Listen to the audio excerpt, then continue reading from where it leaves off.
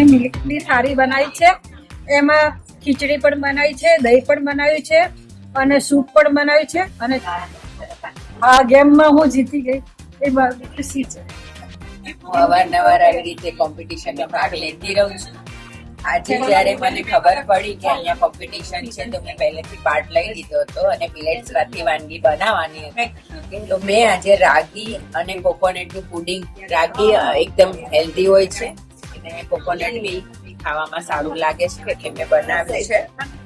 અને એને ઓવરનાઇટ પલાળી અને રાગી અને બંનેને ક્રશ કરી એનું જે દૂધ નીકળે ને એ કાઢી અને એમાંથી પુડિંગ કર્યું છે. સેટ 4-5 કલાક સેટ થાય પછી એને પુડિંગ તરીકે આપણે લઈ શકીએ. આજની ઇવેન્ટ તો બહુ સરસ, બહુ મજા આવી. પ્રિયંકા બેનનો જે વર્કશોપ છે એ બી સારો લાગ્યો. બધાની વાનગીઓ એકદમ યુનિક હતી અને અનુભવ એકદમ સરસ રહ્યો. નેક્સ્ટ ટાઈમ બી અમે આવીશું. Thank you.